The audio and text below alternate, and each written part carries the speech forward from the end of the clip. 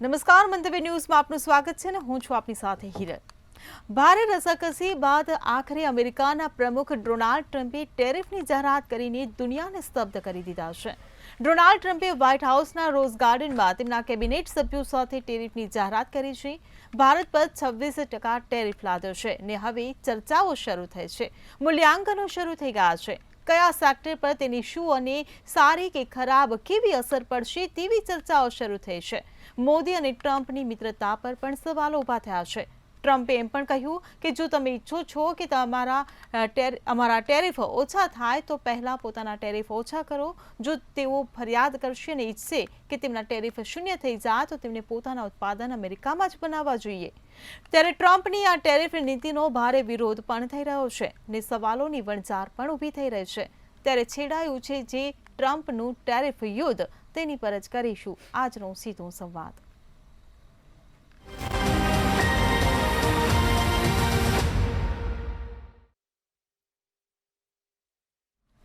તો ચર્ચામાં આપણી સાથે જોડાઈ ગયા છે મંતવ્ય ન્યૂઝના એસોસિએટ એડિટર પ્રફુલ્લ ત્રિવેદી અને આ સાથે જ આપણી સાથે જોડાયા છે સિદ્ધાર્થ ભટ્ટ કે જેઓ સીએ છે. આપ તમામ મહાનુભાવોનું મંતવ્ય ન્યૂઝમાં સ્વાગત છે. પ્રફુલ્લભાઈ, મારો પહેલો સવાલ આપને કે આજે ડોનાલ્ડ ટ્રમ્પે જે ટેરિફ દર લાદવાની જે જાહેરાત કરી છે તેને લઈને આપ શું કહેશો?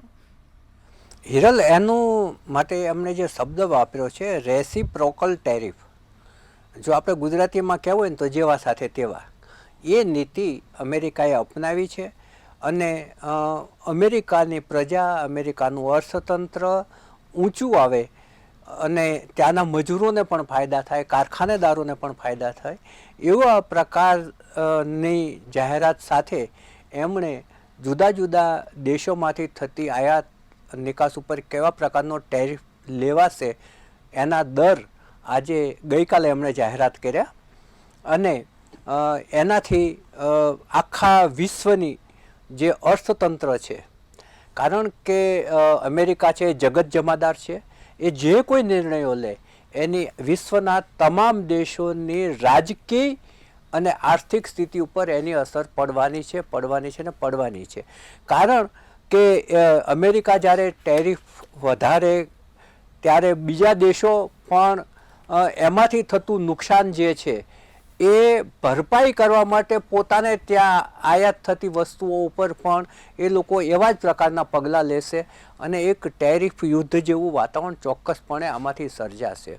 હવે જે એમણે જે વાત કરી ટ્રમ્પે આ જાહેરાત કરતી વખતે, એમણે આ જે ખ્યાલ છે એ ખ્યાલને અમેરિકન આર્થિક સ્વતંત્રતા તરીકે લેખાવી છે આ બાબતને અને એમણે જુદા જુદા દેશોની યાદીમાંથી જે ભારતમાંથી જે વસ્તુ આયાત થાય છે એના પર એમણે 26% દર લાદવાની જાહેરાત કરી છે અને આ જે બાબત બની છે એની આયાત નિકાસ ઉપર ચોક્કસપણે અસર થવાની છે અને એ અસર કેવા પ્રકારની હશે તે બાબતે આ ક્ષેત્રના નિષ્ણાતો છે એ વિશ્લેષણ કરવા બેસી ગયા છે. જો કે રાહતની વાત એક છે કે જે ધારણા હતી એના કરતાં ઓછો ટેરિફ ભારત માટે થયો છે ને એ માટે જે બંને દેશો વચ્ચે લાંબા સમયથી ચાલતી મંત્રણાઓ પાયામાં છે અને એનું એક સારું ફળ આવ્યું હોવાનું માનવામાં આવે છે. ને હજુ પણ બંને વચ્ચે વાટાઘાટો ચાલુ જ છે અને આગળ જતાં હજુ પણ એમાં ફેરફારોની સંભાવના ઘણા બધા લોકો જોઈ રહ્યા છે.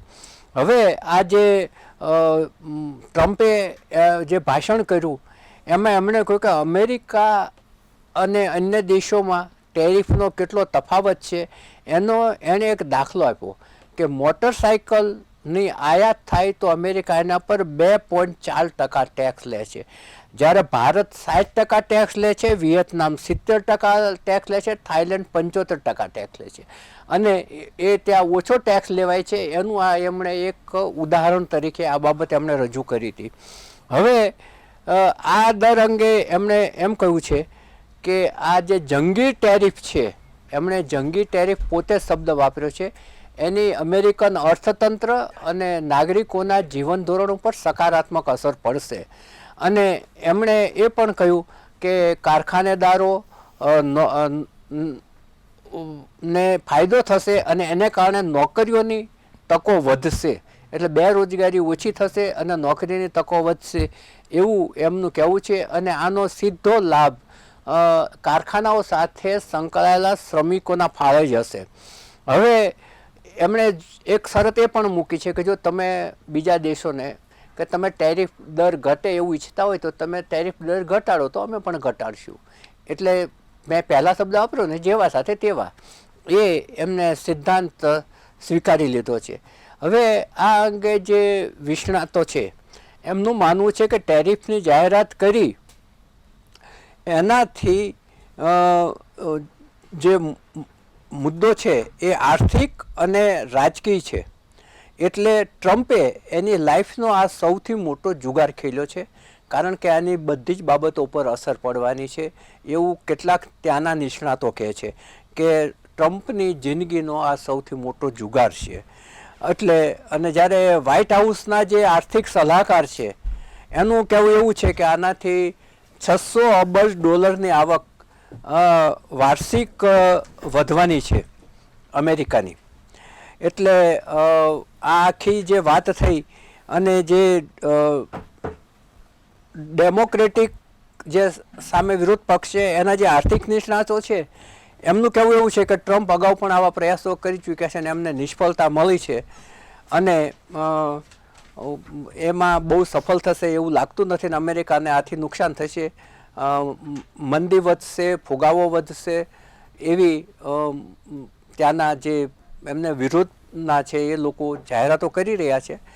પરંતુ જ્યારે એમને તરફેણવાળા એવું કહે છે કે બાઇડન વખતે 90,000 ફેક્ટરીઓ બંધ પડી હતી અને અમારા જે આ ટેરિફ લાગુ પડ્યો છે એને કારણે ફેક્ટરીઓ ધમધમતી થશે અને મજૂરોને એનો લાભ થશે.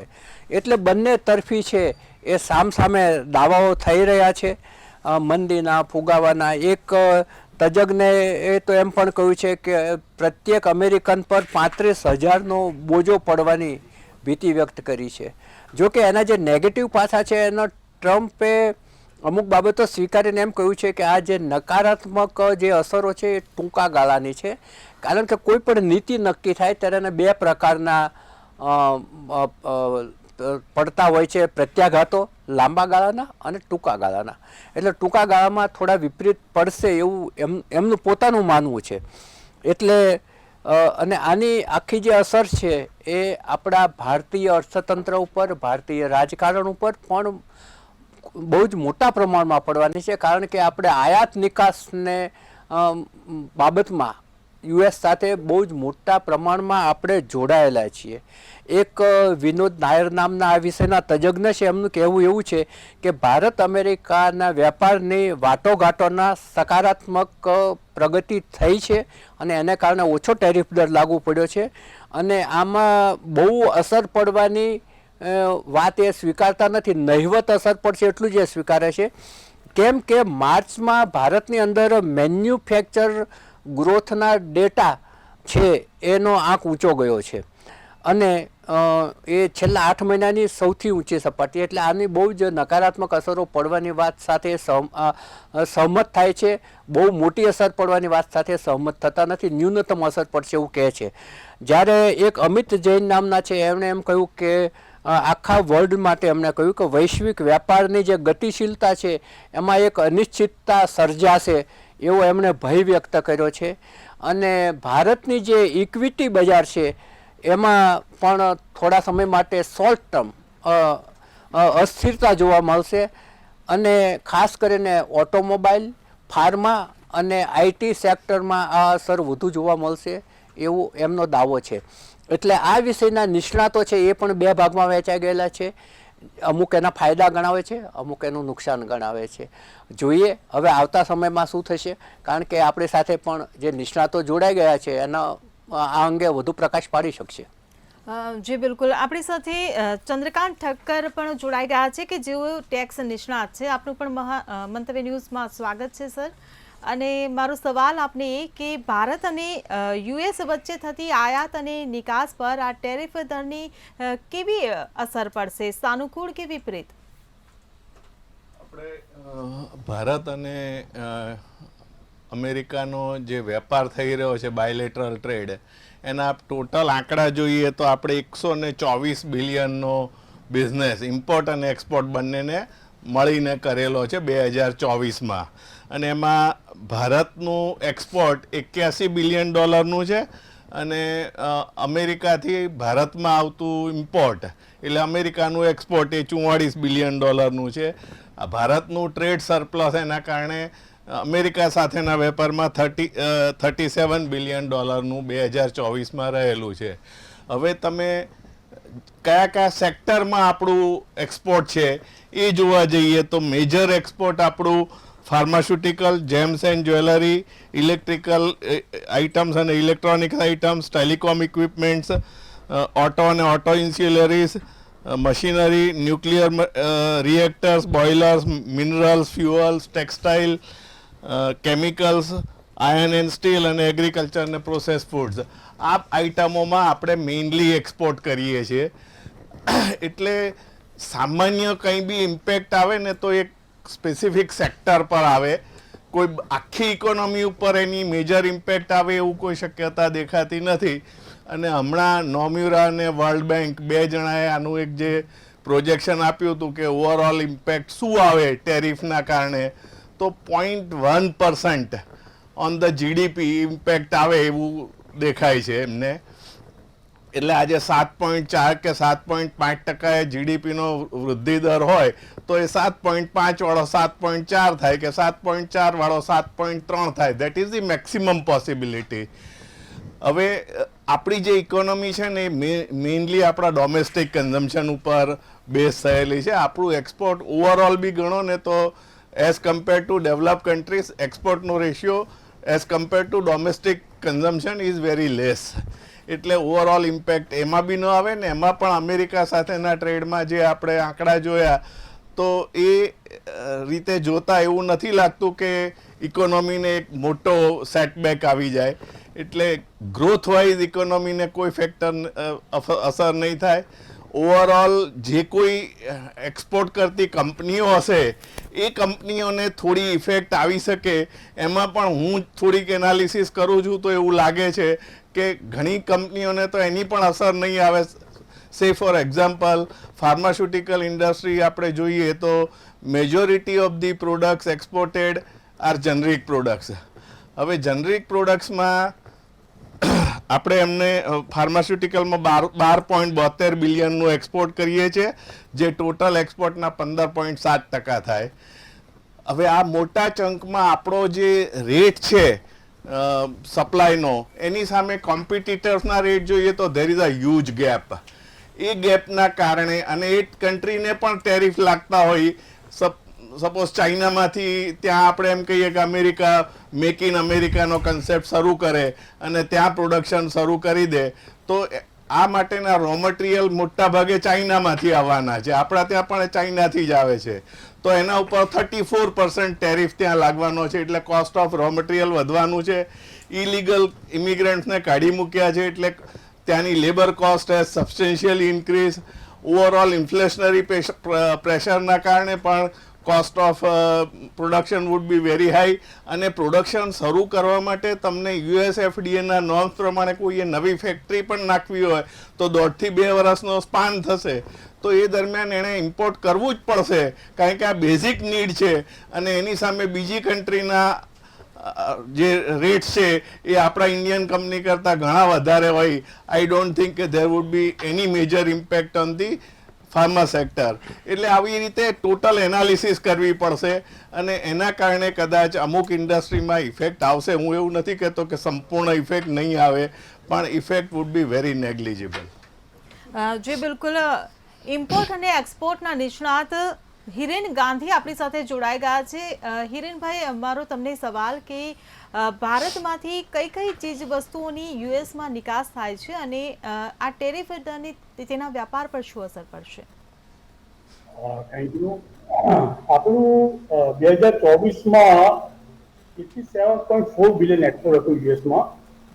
પર્ટિક્યુલરલી સેક્ટર વાઇઝ કરીએ તો ઇલેક્ટ્રોનિક્સમાં આપણું 14 બિલિયન અને જ્વેલ્સ ને જેમ્સમાં આપણું 9.6 બિલિયન 11.5%. ફાર્માસ્યુટિકલ્સમાં આપણું 11% $8 બિલિયન. મશીનરી પર ન્યુક્લિયર રિએક્ટર આપણું 7 બિલિયન એટલે 8.1% ટોટલ હિસ્સો આપણો. પેટ્રોલિયમ ઉત્પાદક પ્રોડક્ટમાં આપણું 4.8 બિલિયન 5.5% ટોટલ એક્સપોર્ટ યુએસમાં. અને ઇમ્પોર્ટન્ટ પાર્ટ છે ટેક્સટાઇલ. ટેક્સટાઇલ આપણે કરીએ તો 9.6 બિલિયન 28% આપણો ટોટલ હિસ્સો છે આપણે જે એક્સપોર્ટ કરીએ છીએ એમાં. અને બાકી એગ્રીકલ્ચર પ્રોડક્ટ આપણે સારી કરીએ, ચોખા કરીએ, પ્રોસેસ ફૂડ કરીએ છીએ. અને મરી પ્રોડક્ટ મરી પ્રોડક્ટ સી ફૂડ આપણે કરીએ છીએ લગભગ $2.58 બિલિયન આપણું ટોટલ નિકાસ આપણું છે. હવે બેન તમે એમ કહેવા માંગો છો કે આ એક્સપોર્ટ આપણું જે છે એમાં અસર શું થશે, તો તમને નિશાળો બોલી જાય નાની બે વાત તમને કરી અત્યારે. તમે શાંતિથી તમે જુઓ તો ટ્રમ્પે જે દેશો તો ઇમ્પોર્ટ ડ્યુટી લગાવે છે એના એક્ઝેક્ટ 50% એ લોકો ટેરિફ નાખ્યું છે. જેમ આપણે 52% ઇમ્પોર્ટ ડ્યુટી લગાવીએ તો એમાં આપણી પર 26% ડ્યુટી લગાવ્યું છે. એટલે આપણે એટલે ઇન્ડિયા માટે કંઈ જનરલ બધા માટે એને આવું પ્રોસેસ અપનાવી છે. ટ્રમ્પનો ઈરાદો ટ્રેડ ડેફિસિટ જે સપ્લાય જેટલી કન્ટ્રી છે એને ત્યાંથી અમેરિકાને ટ્રેડમાં ફાયદો થવો જોઈએ એવું એક સ્પષ્ટ સંકેત છે. 5 જે મેજર કન્ટ્રી અમેરિકા જોડે એસોસિએટ છે એમાં ઇન્ડિયા પણ છે જે આપણે ટ્રેડ પ્લસમાં છે લગભગ $37-38 બિલિયન. અને સાથે સાથે હું તમને પણ કહીશ કે મેક્સિકો, ચાઇના, હવે ખરેખર જે ઓટોમોબાઈલ સેક્ટર છે એ મેક્સિકોમાં જ બને છે. અમેરિકન કંપની બધી કેનેડામાં છે, જાપાન છે, સાઉથ કોરિયા છે. તો એ લોકોને એક પહેલા તબક્કામાં એ લોકો ટેરિફ નાખ્યા. બીજા તબક્કામાં જે આપણે ડિપ્લોમેસી ચાલુ કરી પરિણામ એ છે કે બે વસ્તુ ખાસ ધ્યાન રાખવી જોઈએ કે આપણે કે આ એક આપણને મુદ્દો આપીએ કે આપણને રજૂઆત કરી છે. નેગોશિએશન હજુ ગવર્મેન્ટ લેવલે ચાલુ છે. અને best of my knowledge Trump અને મોદી સાહેબે સપ્ટેમ્બર-ઓક્ટોબર મહિનામાં એક એસપી એગ્રીમેન્ટ બાબતની પણ ચર્ચા કરી છે. એટલે ઘણી બધી વસ્તુ આના પછી મુવમેન્ટ આવશે, ઘણી બધી હજુ આની નેગોશિએટ થશે ટેરિફમાં. જ આ પહેલું આ ટેરિફની અસર નથી, પણ આની અસર થોડી ઘણી અંશે આપણને પડશે. એમાં કોઈ આખી દુનિયાને પડશે, આપણે દુનિયા વાત નથી કરતો. આમ કેટલી અસર થવી જોઈએ, ટોટલ આપણને આની અસર કેટલા થવી જોઈએ, તો બધું મેં એક્સપર્ટ જોડે ચર્ચા કરી અને આંકડા બધા કાઢ્યા તો મેક્સિમમ ઇન્ડિયાને $5 થી $7 બિલિયન એક્સપોર્ટ પર આપણને અસર થઈ શકે એવું છે. પણ સાથે સાથે તમને એ પણ કહું કે ટ્રમ્પ અને મોદી સાહેબે $190 બિલિયન થી $500 બિલિયન 2030 સુધીનો એગ્રીમેન્ટ કરવા માટે સપ્ટેમ્બરમાં જઈ રહ્યા છે. એટલે આ શરૂઆતનું આપણને થોડું કહી શકે અડ્રેસ આપણને આવશે, પણ લાંબા ગાળે અમેરિકન ઇકોનોમી જો આપણે કોમ્પ્રેસિવ પાર્ટનરશિપ કરીએ તો આપણને ઘણા લાભ મળી શકે. એટલે મને બહુ અત્યારે બહુ લાગતું નથી. શેર બજાર 100% ગયું. તમે વસ્તુ દિમાગ કરો કે આપણું શેર માર્કેટ એશિયાની બીજી જે માર્કેટ છે એના કરતાં ઓછું ઘટ્યું છે. એટલે અસર થઈ છે, તો બીજી બધી માર્કેટ અસર આપણે ઓછું થયું. જી બિલકુલ. સિદ્ધાર્થભાઈ, હું તમને પૂછવા માંગીશ કે નવા ટેરિફથી ભારત અને વિશ્વના અર્થતંત્ર પર કેવી અસર પડશે, કારણ કે કેટલાક લોકોએ અનિશ્ચિતતાનો ભય પણ વ્યક્ત કર્યો છે. હવે વિશ્વમાં અને ભારતના પરિપ્રેક્ષમાં વાત કરીએ એની પહેલાં ત્રિવેદી સાહેબની જે વાત હતી કે મોટો જુગાર ખેલ્યો છે. હવે જુગાર આમના માટે નવું નથી. ભૂતકાળમાં પણ રાષ્ટ્રપતિ શ્રીમાન ડોનાલ્ડ ટ્રમ્પ પોતે વેપારી રહી ચૂક્યા છે અને એમના કેસિનો પણ હતા. એટલે એ કેસિનોમાં ઇતિહાસ ફંફોડીએ તો એણે દેવાળું પણ ફૂક્યું છે. અને એક વાર નહીં, 1 વાર, 2 વાર, 3 વાર, 4 વાર ને 5 વાર. એટલે ક્યાંક ને ક્યાંક જ્યારે ધંધાદારી રાજકારણમાં આવતા હોય એટલે નફા નુકસાનના લેખાજોખા બહુ સ્વાભાવિકપણે ગણતા હોય. એટલે પરિસ્થિતિ એવી થઈ છે કે આ બેલ મુજે માર ક્યાંક ને ક્યાંક એવું દેખાઈ રહ્યું છે. કારણ કે આના લીધે વિશ્વને તો અસર થશે જ, પણ જેમ એક હોડકું ચાલતું હોય અને મધદરિયે વાવાઝોડું આવે તો હોડકું કેવું હાલક ડોલક થાય, એવી પરિસ્થિતિ અત્યારે વૈશ્વિક અર્થતંત્રની થઈ છે કે આ વાવાઝોડું ક્યાં ફંટાશે. ક્યાંક ને ક્યાંક એ અજગર પોતાનો જ કોળિયો કરી જશે કે દિવાલ સાથે માથું ભટકાવશે, શું થશે એ જોવાનું રહેશે. એટલે 2-3 મહિનામાં એ ક્લેરિટી આવશે. પરંતુ આની સૌથી મોટી અસર અમેરિકાને પોતાને થશે, કારણ કે એવી ભીતિ છે કે ત્યાં મોંઘવારી વધશે. કારણ કે જેવી કસ્ટમ ડ્યુટી એ લોકો વધારશે, ટેરિફ વધારશે, એટલે એ જે વસ્તુ 100 રૂપિયામાં ત્યાં મળતી હતી એ 125 રૂપિયામાં મળતી થઈ જશે. તો ત્યાંના નાગરિકોને તો મોંઘવારી નડી જ કે કેમ, એ લોકોની પણ આવક મર્યાદિત છે. અને બીજો પર્સપેક્ટિવ એ જોવાનો રહે છે કે અમેરિકા પણ દેવાના ડુંગર તળે દબાયેલો છે. હવે એને જ્યારે પૈસા ઊભા કરવા હોય છે તો એ વિશ્વના બીજા દેશો એના બોન્ડ ખરીદતા હોય છે. એ બીજા દેશોમાં કોણ આવ્યું? ચાઇના છે, જાપાન છે, યુરોપ છે, એ બધા દેશો એના બોન્ડ ખરીદતા હોય છે. એટલે હવે આ બીજા દેશો ઉપર પણ ભારત સહિત ટેરિફ નાખ્યું છે. એટલે માની લો કે ચાઇના એમ કે ટીટ ફોર ટેટ, જેવા સાથે તેવા, અને એમ કહે અમે તમારા બોન્ડ નહીં ખરીદીએ, તો અમેરિકા બજારમાંથી પૈસો કઈ રીતે ઊભો કરશે એ પાછો યક્ષ પ્રશ્ન છે. ગ્લોબલ સપ્લાય ચેન, પુરવઠાનું જે માળખું હતું, જેમ કોરોનામાં ડિસ્ટર્બ થયું હતું, તો ક્યાંક ને ક્યાંક આ ટેરિફ ગેમથી એ પણ ડિસ્ટર્બ થવાની શક્યતા છે. બધા વિચારતા થઈ જશે કે હું કઈ જગ્યાએ મારો પ્લાન્ટ નાખું કે જેથી કરીને મારે ડ્યુટી ઓછી ભરવી પડે. વેપારીઓમાં ટેન્શન આવશે. ગ્લોબલ જે વેપારીઓ છે એમાં ટ્રેડનું ટેન્શન આવશે કે યાર હવે મારે આગળ વધવું કે ના વધવું. એટલે એક અનિશ્ચિતતાનો દોર ચાલુ થયો છે. ગ્લોબલ સ્લો ડાઉનની ચિંતા થઈ રહી છે. મંદી તો નહીં જ આવે, પણ મંદીની નજીક આવીને ઊભા રહીશું એવું નિષ્ણાંતોના મતે અમે લોકો જ્યારે ડિસ્કસ કરતા હોય તો એક શક્યતા દેખાઈ રહી છે. શોર્ટકટ અપનાવવાની લોકો. એક મિનિટ સિદ્ધાર્થભાઈ, મંદી આવશે એ અમેરિકા પૂરતી કહો છો કે વૈશ્વિક મંદીની વાત કરો છો? હવે પેલા મોંઘવારી આવે, મોંઘવારી પછી મંદી આવે. એટલે પેલા અમેરિકાના દ્રષ્ટિકોણથી આપણે જોઈએ તો ત્યાંના માલ સામાન જે ઇમ્પોર્ટ કરે છે, તો આજની તારીખે અમેરિકા મોટા ભાગની વસ્તુ પરદેશથી આયાત કરે છે, કારણ કે એને સસ્તું પડે છે અને ત્યાંના લોકો આનાથી ટેવાઈ ગયા છે. હવે ત્યાં જો મેન્યુફેક્ચરિંગ યુનિટ નાખવામાં આવે તો જેમ ઠક્કર સાહેબે કીધું, તો 1, 2, 3 વર્ષ તો આરામથી નીકળી જાય. હવે આ ટર્મ જ 4 વર્ષની છે, એટલે કોઈ એવું સાહસ નહીં કરે. એટલે ત્યાં મોંઘવારી વધશે. મોંઘવારી વધશે એટલે એમના ખિસ્સા ખાલી થશે. એમના ખિસ્સા ખાલી થશે એટલે મંદીમાં કન્વર્ટ થશે.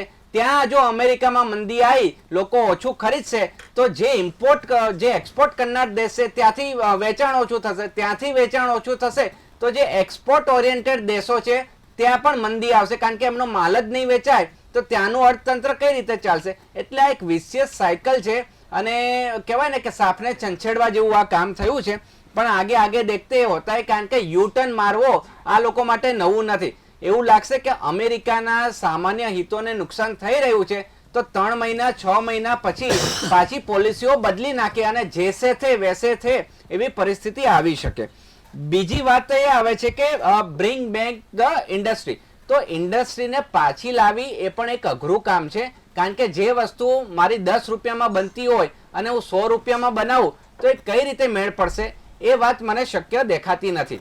પછી આગળની વાત એ કરીએ છીએ કે ફોરેન ડાયરેક્ટ ઇન્વેસ્ટમેન્ટ, FDI. તો આ પરિપ્રેક્ષમાં જ્યારે આપણે ભારતને વિકાસની જરૂર છે, ઉદ્યોગો વધારે સ્થાપવાની જરૂર છે, તો એક શંકાની સોય એવી પણ આવશે કે વિદેશમાંથી આવતું ફોરેન ડાયરેક્ટ ઇન્વેસ્ટમેન્ટ કદાચ ઘટી પણ શકે. કારણ કે ત્યાંના લોકો એમ વિચારે કે હું જો ભારતમાં ઇન્વેસ્ટમેન્ટ કરું એની કરતાં હવે આ ટેરિફ આટલો બધો વધારે છે તો હું અમેરિકામાં જ ઉત્પાદન કેમ ના કરું? એટલે એનું ગણિત એ લોકો કોસ્ટ બેનિફિટ એનાલિસિસ કરશે. બીજી વસ્તુ એ આવશે કરન્સી ફ્લક્ચ્યુએશન. જે ડોલરીયો પ્રવાહ ચાલી રહ્યો છે અને રૂપિયો ગગડી રહ્યો છે, તો આ બધી પરિસ્થિતિ જોતા ડોલર અને રૂપીસના સંબંધોમાં શું ભરતી આવશે કે ઓટ આવશે એક વિચારવાનો એ આવનારો સમય જ કહેશે. અત્યારથી પ્રિડિક્ટ કરવું થોડું પ્રીમેચ્યોર કહી શકાય. હવે આની અસરો ભારત ઉપર શું થશે? આ આપણે જનરલ સામાન્ય દરેક દેશને આ બધા મુદ્દા નડે. હવે મારા દેશમાં મને શું અસર થશે? તો શું મારું એક્સપોર્ટ ઘટશે? તો હવે એ એક્સપોર્ટ ઉપર આવીએ તો વિશ્વમાં ભારતનો હિસ્સો ગ્લોબલ ટ્રેડમાં ફક્ત ને ફક્ત 3% છે. ચાઇનાનો હિસ્સો 25%થી વધારે છે. એટલે જો સૌથી વધારે ઇમ્પેક્ટ પડે ને તો એ ચાઇનાને પડે. આપણે તો ઓલરેડી હિસ્સો 3% છે. એ 3%માં આપણે જોઈએ તો ભારતનું એક્સપોર્ટ અમેરિકામાં કેટલું? યુરોપમાં કેટલું, ગલ્ફમાં કેટલું, આફ્રિકામાં કેટલું, તો એ બધા જોતા જોતા 25%થી વધારે ઇમ્પેક્ટ ના આવે. હવે બીજી વસ્તુ એ આવશે કે આની એક્સપોર્ટની તો વાત કરી, ઇમ્પોર્ટ ઉપર શું અસર થશે?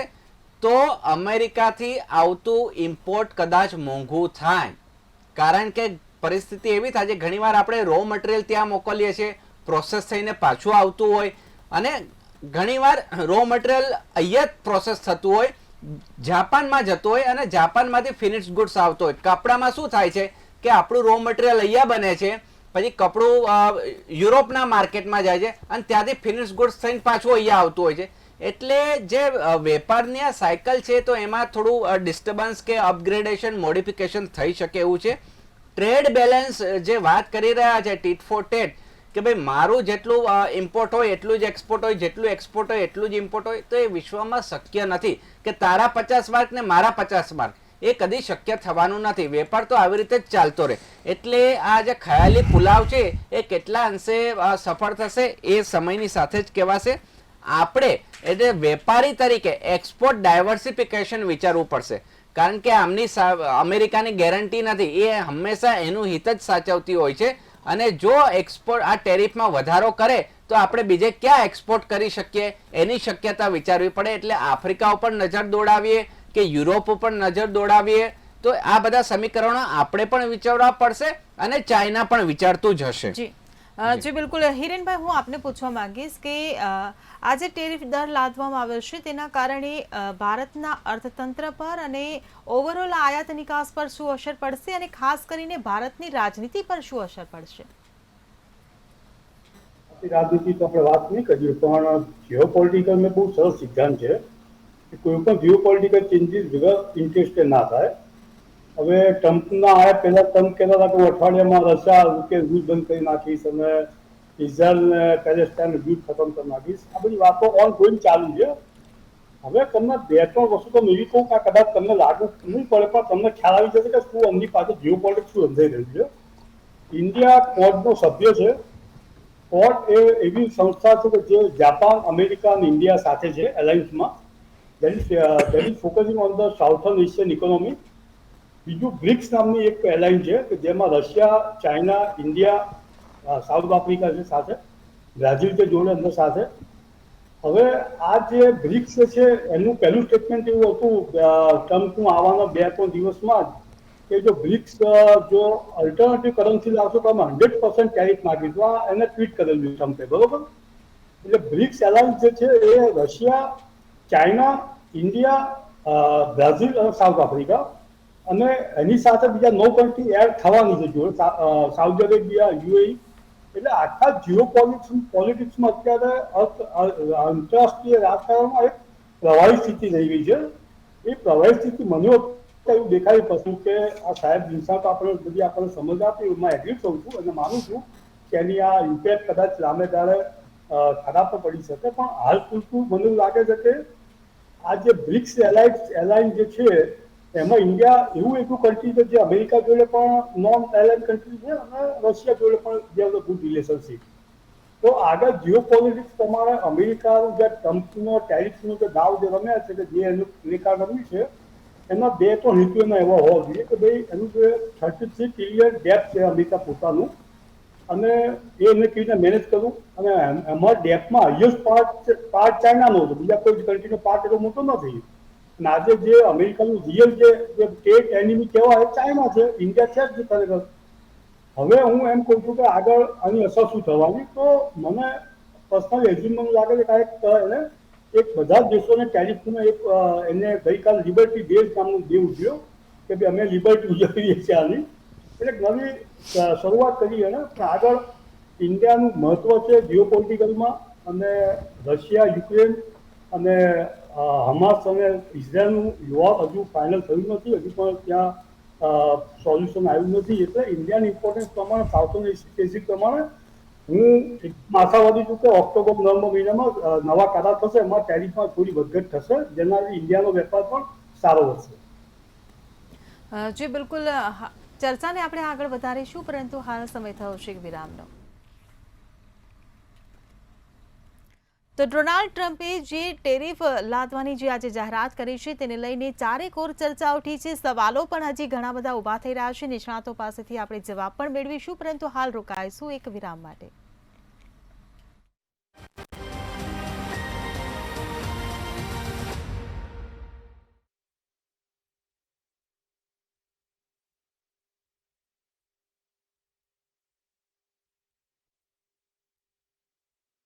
બાળકો સુંદર મજાના તૈયાર થઈને હોંશે હોંશે ભણવા જાય એ દ્રશ્ય કેટલો આનંદ આપે નહીં?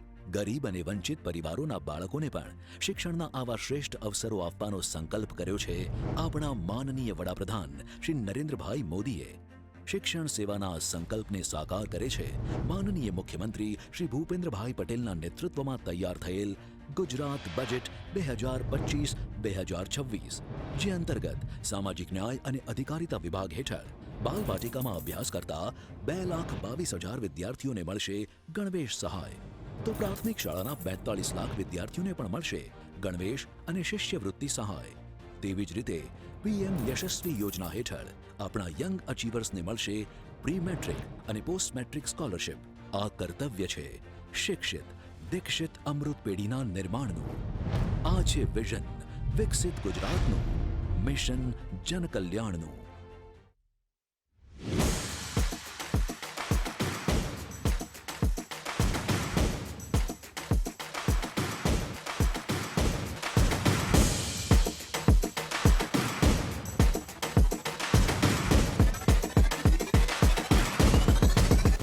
સિટી લાઈવ દરરોજ સાંજે 6 કલાકે.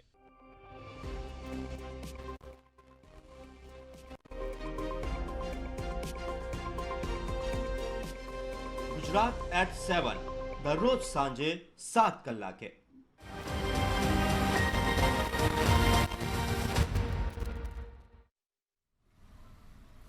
તો વિરામ બાદ આપનું સ્વાગત છે અને ચર્ચાને હવે આપણે આગળ વધારીશું. ત્યારે ચંદ્રકાંતભાઈ, મારો સવાલ આપને કે વડાપ્રધાન નરેન્દ્ર મોદી આફતને અવસરમાં પલટાવવા માટે જાણીતા છે, ત્યારે ભારત પર આજે ટેરિફની જે આફત આવેલી છે તેને પહોંચી વળવા માટે હવે શું કરશે? ચંદ્રકાંતભાઈ, આ પ્રશ્નમાં હું થોડો ઉમેરો કરું છું કે ટેરિફને ગઈકાલ કેવી હતી, આજ કેવી છે અને આવતીકાલ આપણે કેવી કલ્પી શકીએ. અને બીજી વાત એ છે કે ભારત એક કૃષિ પ્રધાન દેશ છે, તો કૃષિ ઉત્પાદનોની જે નિકાસ થાય છે એને કોઈ અસર પડશે? હવે આપણે પહેલો પ્રશ્ન જે બેનને પૂછ્યો એને થોડો એનાલાઇઝ કરીએ તો જે આપણું 26% ટેરિફ છે ને એ બધા દેશો ઉપર લગાયેલા ટેરિફમાં આપણા કરતાં 18 કન્ટ્રી એવા છે કે જેને આપણા કરતાં ઇન્ડિયા કરતાં વધારે ટેરિફ એમના ઉપર લગાડ્યું છે. It ranges from 49% to 46% to 44%, 37, 39, આવી રીતે જોતા આપણો 19મો નંબર છે.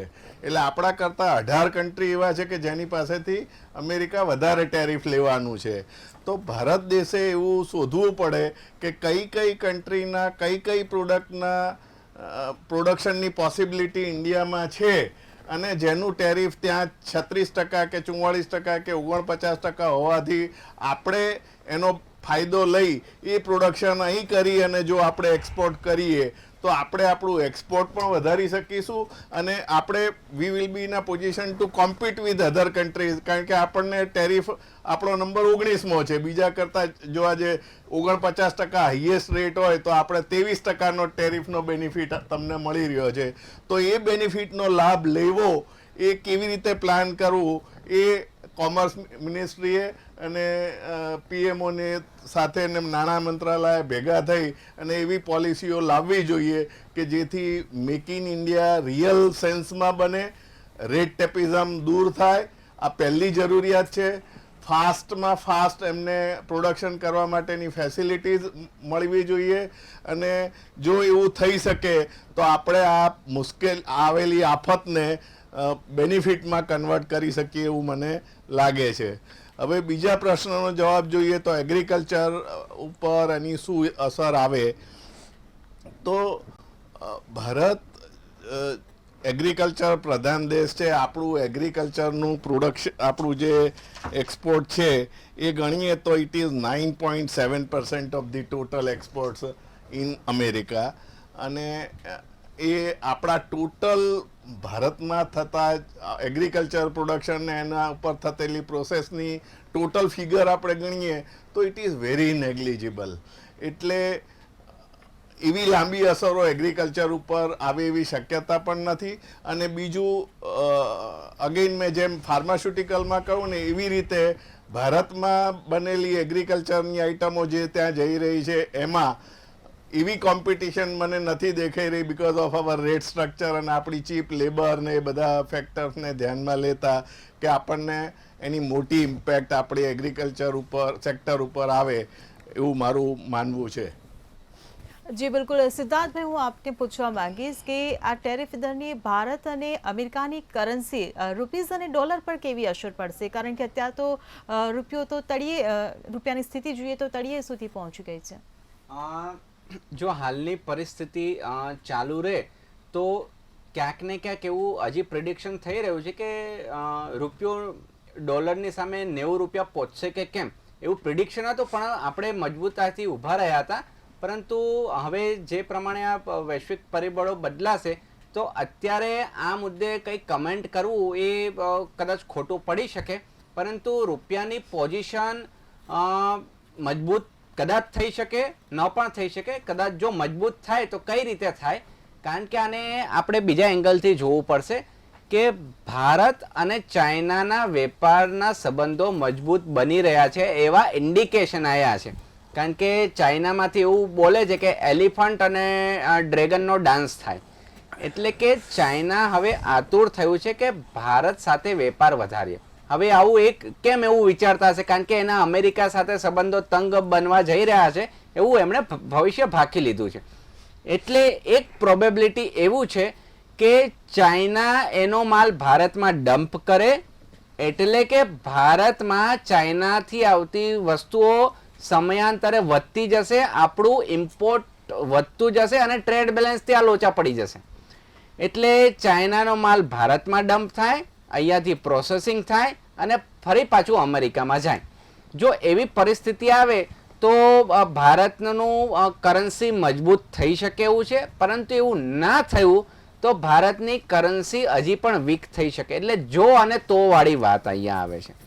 બીજી વસ્તુ એ આવે છે કે કરન્સીની વાત આવી એટલે જેટલી બેંકો જે કંપનીઓને ભંડોળ આપ્યું હોય, લોન આપી હોય અને જે કંપનીઓ અમેરિકામાં એક્સપોર્ટ કરતી હોય 50%થી વધારે, તો એ દરેક બેંકો અત્યારે પેટમાં ફાળ પડી છે કે હવે શું પરિસ્થિતિ થશે. દાખલા તરીકે ફૂડ એગ્રીકલ્ચરની વાત કરી તો એવી બહુ ઓછી કંપનીઓ છે, પણ ઉદાહરણ તરીકે સમજીએ કે શું ઇમ્પેક્ટ આવે છે. તો મેકડોનલ્ડમાં જે આપણે બટેકા ખાઈએ છીએ, ફ્રેન્ચ ફ્રાય હોય છે, તો એ બધી ફ્રેન્ચ ફ્રાય ભારતમાંથી બનેલી વસ્તુ હોય છે. અને આપણે જે ફ્રોઝન ફૂડ હોય છે એ એક્સપોર્ટ કરતા હોય છે અમેરિકામાં અને યુરોપના દેશોમાં. હવે જો ત્યાં ટેરિફ આમાં વધારવામાં આવે તો અમેરિકા પાસે બીજા પણ ઓપ્શન હોય છે કે ભાઈ હું બ્રાઝિલમાંથી ખરીદું કે ચાઇનામાંથી ખરીદું. એટલે એવી પરિસ્થિતિ ઊભી થાય તો જે એક્સપોર્ટ કરતી કંપનીઓ છે એનો નફો ઘટતો જાય, એનો ધંધો ઓછો થાય. તો જે બેંકોએ આવી કંપનીઓને લોન આપી છે તો એમના રિકવરીના પ્રશ્નો ઊભા થશે. પરંતુ એ માઇક્રો લેવલે થશે, કેસ ટુ કેસ થશે, કંપની ટુ કંપની થશે. મેક્રો લેવલે એવી અસર ના પડે. પરંતુ ભાઈ મારો જ એક્સપોર્ટનો ધંધો એનો બટેકાનું એક્સપોર્ટ કરતો હો તો મારા તો પાટિયા પડી જાય કે ના પડી જાય. એટલે આવી રીતે અમુક જે ઇફેક્ટેડ સેક્ટર હશે તો એને આપણે જોવું પડશે. બીજી વાત આવે આઈટી સેક્ટરના શેર બજારમાં આજે કકડભૂસ થયા છે. તો આવું કેમ થયું? તો એક ફિલોસોફી, એક લોજિક એવું ચાલે છે કે હવે અમેરિકાના કંપનીઓ જે આઉટસોર્સ કરતી હતી તો બિનજરૂરી આઉટસોર્સિંગ ઓછું કરશે, એટલે કે ભારતની આઈટી કંપનીઓનો ધંધો ઓછો થશે. આવું એક પેનિક પ્રેશર આવ્યું હોય એવું આજે દેખાય છે. હવે વાસ્તવિકતા શું છે 4-5 દિવસમાં આપણને ક્લેરિટી આવશે, અઠવાડિયામાં, કે પાછા આઈટીના શેર ઉછળે છે કે કેમ. ઓટોમોબાઈલના શેર ગગડ્યા છે તો એમાં મહાન દશે દાખલા તરીકે ટાટા મોટર્સ. તો જે ટાટાની ફોરેનની સબસિડરીઝ છે તો એનું વેચાણ યુએસમાં પણ થતું હોય, પણ ઓટોમોબાઈલમાં જે ટેરિફ નાખવામાં આવ્યું છે એટલે ત્યાંને ગાડી વેચવા માટે મોંઘી થશે. તો હવે અમેરિકાના લોકો પાસે ઓપ્શન રહેશે કે ભાઈ હું અમેરિકન મેડ કંપની ગાડી ખરીદું કે બીજા કોઈ દેશની ગાડી ખરીદું, એટલે એ એક વિચારવાનો પ્રશ્ન રહેશે. જી બિલકુલ. હિરેનભાઈ, હું આપને પૂછવા માંગીશ કે એક તરફ અમેરિકામાં પણ આ ટેરિફને કારણે મોંઘવારી વધવાની ભીતિ સેવાઈ રહી છે અને બીજી તરફ એક સવાલ એ પણ ઊભો થાય છે કે વિદેશી રોકાણ જે ભારતમાં આવી રહ્યું છે તેના પર આ ટેરિફને કારણે શું અસર થશે? અમેરિકા મોબાઈલ વધશે તમે પ્રિડિક્ટેબલ છે, એટલે આ ટેરિફનું જ્યારે એ લોકોએ પ્લાન એક્સેસ કર્યો ત્યારે એમને ખ્યાલ જ હતો કે અમેરિકામાં આની ઇન્ફ્લેશનની અસર થશે. એટલે હાલ પૂરતું તો એવું લાગે ઇન્ફ્લેશન ત્યાં આવશે જ અને they are prepared for that. હવે તમે મને બીજો સવાલ કર્યો વિદેશી રોકાણ, FDI નું બેન બહુ જ એમાં સ્પષ્ટ વલણ દેખાય છે કે સેફ હેવન, એટલે કે જ્યાં જે ઇકોનોમીમાં જે બજાર માર્કેટમાં રિટર્ન સારું મળતું હોય ત્યાં FDI રન કરે. તો હાલ પૂરતું તો એવી શક્યતામાં જોવાય છે કે ભાઈ સાઉથર્ન એશિયામાંથી જે હોંગકોંગ છે, સિંગાપુર છે, જાપાનમાં એનું ફંડ ડાયવર્ટ પણ થાય છે. ત્યાં આજે બજારો બહુ તૂટી, 4 થી 5% બજારો તૂટ્યા છે અને આગળ પણ લાગે છે કે બજારો ત્યાં સ્ટેબલ થતા વાર લાગશે. ઇન્ડિયા એક સારો ઓપ્શન છે એમના માટે, ઇક્વલન્ટ કહું છું, નોટ ફોર ધ બેસ્ટ. તો એક ઇન્ડિયા એક ઓપ્શન સારો એમના માટે in contact of the Japan ને સિંગાપુરની, સાઉથ કોરિયામાં બજાર તૂટી ગયા છે. એટલે FDI નું રોકાણ આમ જોવા ધીમે ધીમે આવવું જોઈએ મારા એઝમ્પશન પ્રમાણે, જેમ આની અસર રિયલાઇઝ થશે અથવા એની અસર જેવી દેખાશે માર્કેટમાં કે શું આની અસર એક્ઝેક્ટલી આવે છે. આપણું એક્સપોર્ટ મારા કમસે કમ $5-7 બિલિયન વધારે કંઈ ફરક પડ્યું લાગતું. ન્યુમોરાનો પર રિપોર્ટ વાંચ્યો એમાં એક્ઝમ્પશન આ જ છે કે $5-7 બિલિયન આપણો એક્સપોર્ટ આપણું ઘટે. એટલે કદાચ કરન્સી પર થોડું દબાણ આવે, કારણ કે આપણું જનરલી એક્સપોર્ટ જ્યારે ઘટે ત્યારે આપણી કરન્સી થોડી વીક થતી હોય generally in short time. Long time પછી કદાચ રિકવર કરી નાખે. એટલે એ ફ્યુચરિસ્ટિક વસ્તુ છે. FDI નું India in equivalent contact of the China, contact of the south Korea, contact of the Japan, Indian market equivalent એમના કદાચ સારું છે. FDI નું કદાચ રોકાણ ધીમે ધીમે આવે પણ ખરું અને કદાચ જો સ્ટેબલ ના થાય તો રોકાણ આવતું બંધ કરી દઈએ. જી બિલકુલ. ચંદ્રકાંતભાઈ, હું આપને પૂછવા માંગીશ કે આ ટેરિફ દરની લાંબા ગાળાની અને ટૂંકા ગાળાની અસરો કેવી થશે? એક બાજુ ડોનાલ્ડ ટ્રમ્પે ખુદ કબૂલાત કરી છે કે ટૂંકા ગાળાની આની વિપરીત અસરો પડવાની સંભાવના પણ છે. આપણે ટૂંકા ગાળાની અસર જોઈએ તો અમેરિકામાં મોંઘવારીનો દર ઘણો જ વધશે. એક તો અત્યારે પણ વધેલો તો છે જ, પણ આ ટેરિફના કારણે મોંઘવારીનો દર ઘણો જ વધશે. લોકોની પર કેપિટા સેવિંગ જે છે એ રેશિયો ઘણો ડાઉન જશે અને અમુક લોકો, નાના લોકો ડેપ ટ્રેપમાં પણ ફસાશે એવી શક્યતાઓ છે. કારણ કે ત્યાં તમે ક્રેડિટ કાર્ડ ઉપર થતા ધંધાની જે વોલ્યુમ જુઓ તો જે લોકો ક્રેડિટ કાર્ડથી મોટી ખરીદી કરી અને એક ક્રેડિટ કાર્ડનું પેમેન્ટ કરવા માટે બીજો ક્રેડિટ કાર્ડ વાપરે, બીજા ક્રેડિટ કાર્ડનું પેમેન્ટ કરવા માટે ત્રીજું ક્રેડિટ કાર્ડ વાપરે, તો આ જે દિવસે પાઘડીનો વળ છેડે આવ્યો ને એ દિવસે ક્રેડિટ કાર્ડ કંપનીઓની અસર ઉપર પણ, એમની હાલત પર પણ લાંબા ગાળે મોટી અસરો વર્તાય એવું મને દેખાઈ રહ્યું છે. Same would be the position of the financial sector, same would be the position of the insurance sector.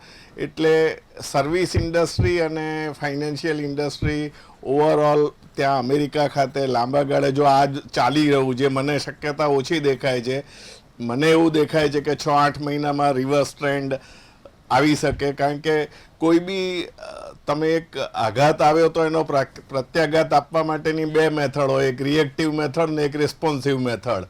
તો ટ્રમ્પ સાહેબ અત્યારે રિએક્ટિવ મેથડમાં પડ્યા છે. મને કોઈકે એક લાફો માર્યો એટલે હું બીજાને એક લાફો મારી દઉં એટલે મારું કામ પતી ગયું. ખરેખર જે મેચ્યોર્ડ પર્સન હોય ને એ રિએક્ટિવ નથી હોતો, એ રિસ્પોન્સિવ હોય છે.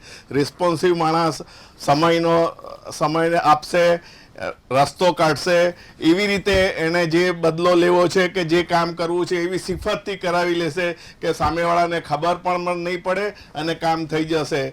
તો રિએક્ટિવ એક્શન જે હોય ને હંમેશા શોર્ટ ગાળામાં તમને સંતોષ આપે કે મેં લાફો મારી લીધો, પણ એના રિપરકેશન્સ બહુ ખરાબ આવે. આ અત્યારે એવી હાલત મને દેખાઈ રહી છે કે 4-6 મહિનામાં સાહેબ એમ કહેશે કે મેં આ જે રિએક્ટિવ એક્શન લીધું એને હું વાપસ લઉં છું અને પાછા ટેરિફમાં ઘટાડો કરું છું. એના માટેના કંઈક બી કારણો કાઢશે, પણ લાંબા ગાળા સુધી આ નીતિ ચાલે એવું મને દેખાઈ નથી રહ્યું, અને ચાલશે તો એ ઘાતક અમેરિકાને વધારે થશે એઝ કમ્પેર ટુ ઇન્ડિયા. જી બિલકુલ. સિદ્ધાર્થભાઈ, આપ શું કહેશો તેમની વાત પર? હવે કારણ કે અમેરિકા એ જગત જમાદાર છે, ત્રિવેદી સાહેબે કીધું, અને એ લોકોની રિસર્ચ ટીમ બહુ મોટી હોય છે, પરંતુ ક્યારેક ક્યારેક એવા શાસકો આવી જાય છે કે જે ચંચળ મનના હોય, એટલે વિમ્ઝિકલ શબ્દ તો ના વપરાય, પરંતુ આટલો મોટો દેશ ચલાવે અને વારે ઘડીએ પોલિસીઓ બદલી જાય તો સ્ટેબિલિટી ના રહે, અને વૈશ્વિક અર્થતંત્રને ચલાવવા માટે સ્ટેબિલિટી ખૂબ જ મહત્વની વસ્તુ છે. હવે આનું એવું થશે કે બધા તળપદી ભાષામાં વાત કરું તો બધે આંકડા વાવીને બેઠા હોય તો પછી સુમેળભર્યા સંબંધો ક્યાં રહેશે? એટલે એમના જે વિરોધી પક્ષો છે એ બધા એક થશે.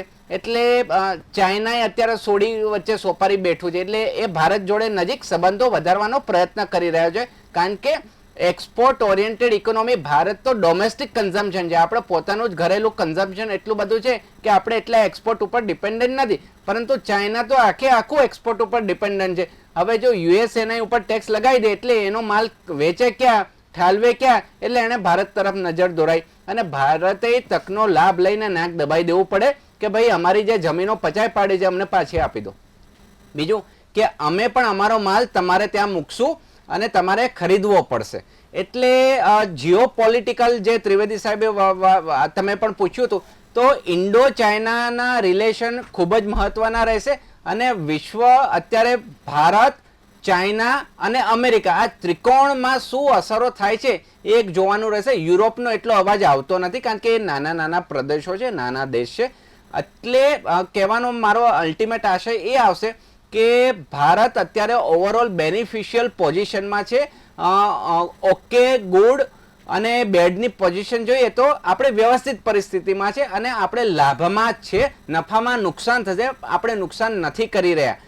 રાજનૈતિક આપણે ડિપ્લોમેટિક કઈ રીતે ટ્રેડ ઓફ કરીએ છીએ એ વિષય વસ્તુ રહેશે. ડિફેન્સનું ઇમ્પોર્ટ કદાચ આના લીધે વધી પણ જાય. આપણે અમેરિકાને વાલા થવા ગયા હોય એટલે અમેરિકા પણ એની શરતો મૂકવાના છે.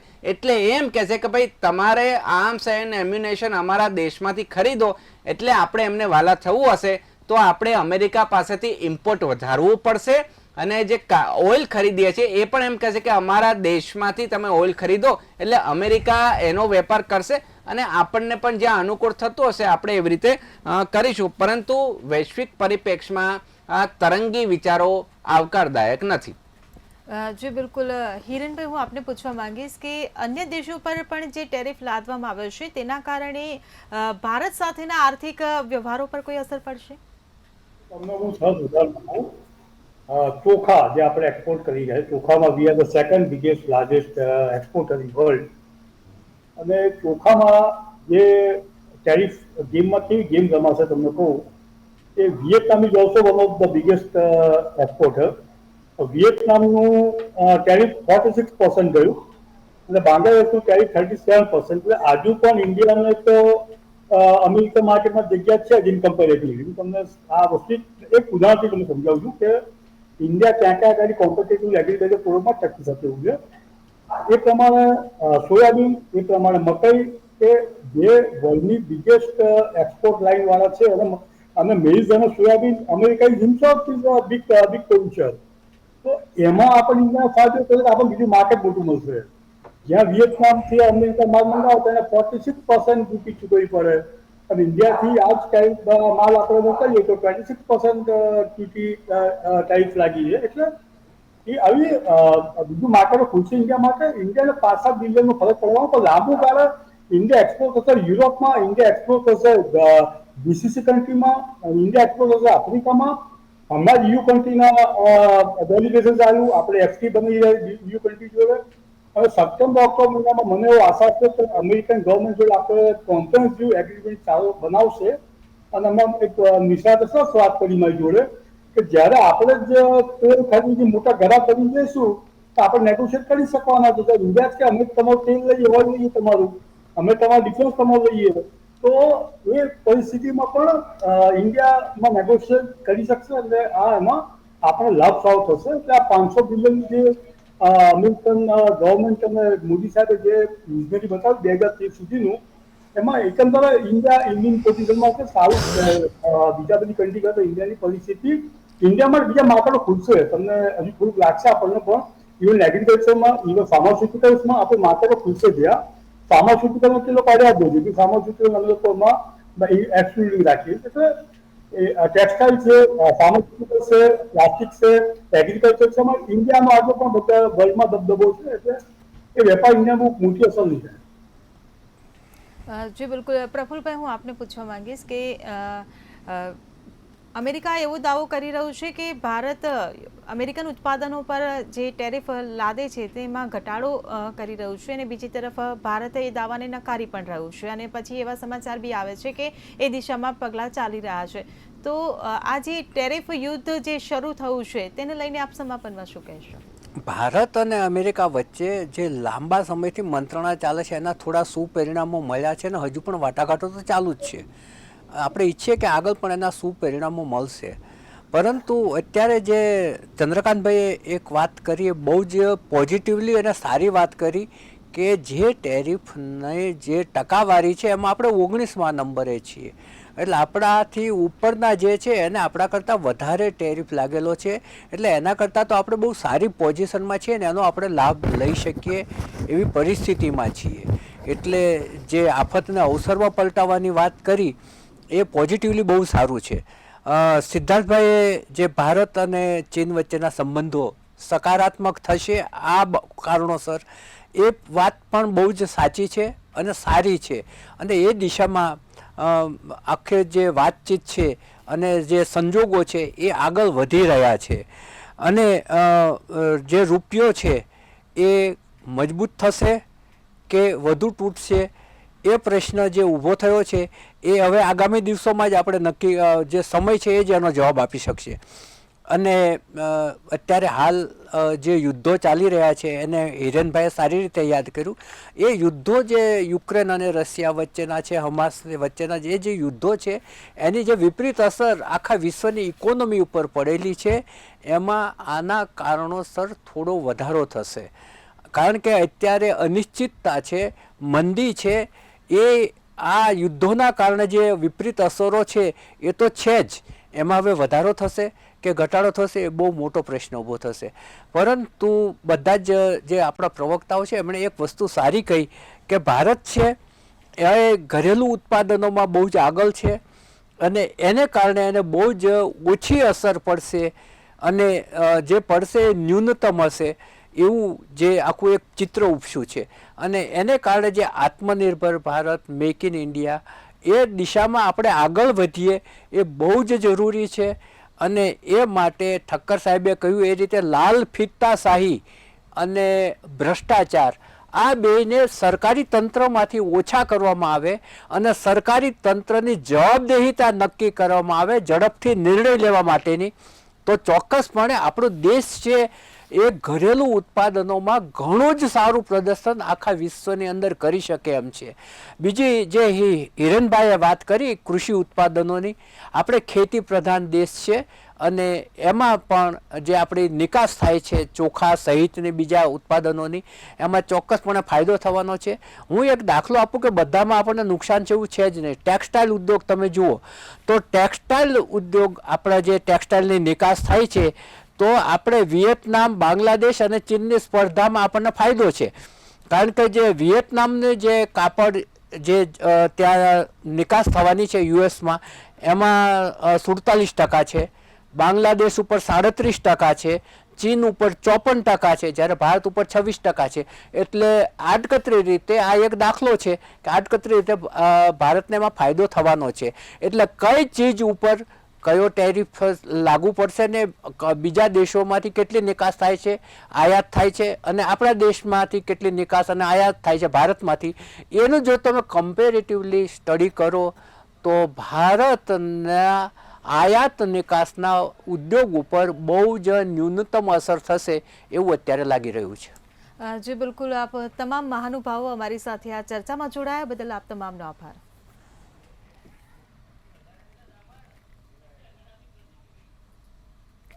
તો આ ટેરિફ યુદ્ધ જે શરૂ થયું છે ભારતની સાથે અન્ય દેશો પર પણ જે ટેરિફ લગાવવામાં આવ્યું છે ત્યારે ખાસ કરીને ભારતની આપણે જ્યારે વાત કરી ત્યારે ભારતમાં તેની ક્યાંક વિપરીત અસરની ભીતિ પણ સેવાઈ રહી છે ને ક્યાંક સાનુકૂળ અસર પણ જોવા મળી રહી છે ત્યારે હવે આગામી સમયમાં જોવાનું રહ્યું કે આ ટેરિફ લાદ્યા બાદ તેની અસરો કેવી પડશે. ચર્ચામાં હાલ બસ આટલું જ. ફરી મળીશું નવા વિષય સાથે. નમસ્કાર.